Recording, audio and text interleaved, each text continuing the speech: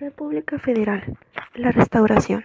Con el fin del imperio de Maximiliano, México transitó a un periodo de 9 años. Este periodo fue de 1867 a 1876, bajo el gobierno de dos civiles, Benito Juárez y Sebastián Lerdo de Tejada. En este periodo se restablecieron la República Federal y la Constitución de 1857. El gobierno debió resolver diversos retos vinculados con su propio proyecto de Estado, como por ejemplo la reactivación de la economía a través de préstamos e inversiones extranjeras, para que así permitieran el fomento agrícola, la industrialización y el comercio, la educación y homogenización de la sociedad, pacificación del país y por último el cumplimiento del derecho a las libertades individuales. El gobierno de Benito Juárez. Benito Juárez había resistido y guiado a las fuerzas liberales como presidente con facultades extraordinarias durante la Guerra de Reforma y la intervención francesa. Su primera acción tras la derrota de Maximiliano fue convocar elecciones. En esta contienda participó como candidato opositor el militar Porfirio Díaz, pero Juárez obtuvo la mayoría de votos. Juárez proyectó las primeras políticas para transformar de manera radical las viejas estructuras del país, como por ejemplo, convocó elecciones para que todas las autoridades fueran elegidas por los ciudadanos de acuerdo con la ley. Juárez resultó electo presidente y ocupó este cargo hasta su muerte ocurrida en 1872. Negoció las deudas que México tenía con el extranjero para que pudiera pagarse de la mejor manera posible. Decidió reducir el ejército porque el gobierno gastaba mucho dinero con el sueldo de los soldados. Hizo tratos para que mejorara el comercio y aumentaran las inversiones extranjeras en México. Impulsó la minería, ya que durante la extracción de metales se había suspendido por el país estaba en guerra. Dispuso que la educación para los niños fuera gratuita, obligatoria y laica.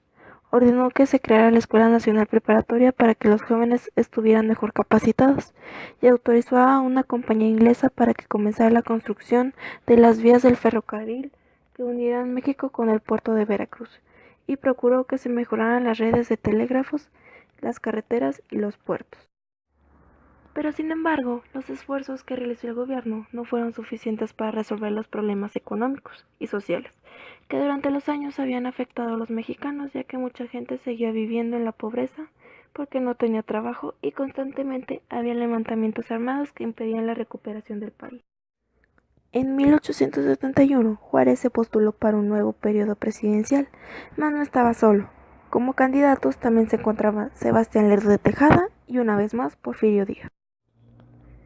Si bien los tres contaban con el apoyo de ciertos sectores de la sociedad, pero esta vez Juárez resultó electo. Argumentando fraudes y acusaciones a Juárez de buscar perpetuarse en el poder a través de las elecciones, Porfirio Díaz se levantó en armas con el Plan y Rebelión de la Noria, que fue sofocado rápidamente. Al poco tiempo de haber sido reelecto, el 18 de julio de 1872, Juárez murió de un infarto y fue sustituido por el entonces presidente de la Suprema Corte de Justicia, Sebastián Lerdo de Tejada, quien poco después fue electo presidente. Lerdo de Tejada había sido un cercano colaborador de Juárez desde la época de la intervención francesa, por lo cual continuó en el cierto sentido con el proyecto liberal encabezado por su antecesor. El objetivo primordial de Sebastián Lerdo de Tejada fue consolidar las primeras reformas establecidas por Juárez y lograr un estado de tranquilidad política y paz social.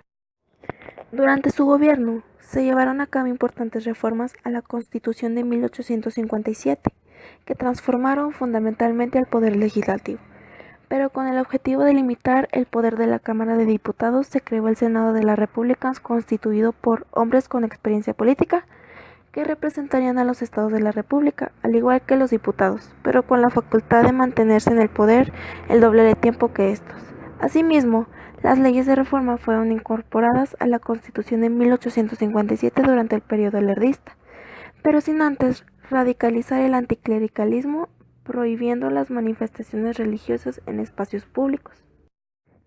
En 1875 se acercaba el final del gobierno de Lerdo, de modo que, queriendo mantenerse en el poder, renovó el Congreso con sus fieles alegados para que le favorecieran en la elección.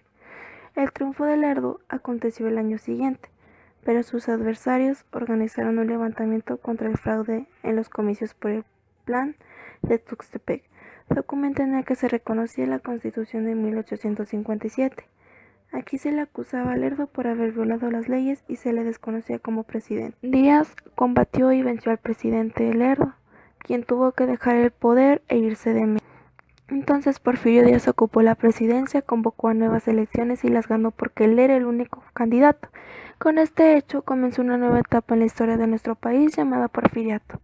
Durante Porfirio Díaz hizo todo lo necesario para mantenerse en el poder con el lema de no reelección y convocó a las elecciones, resultando ganador a pesar de que había combatido la reelección.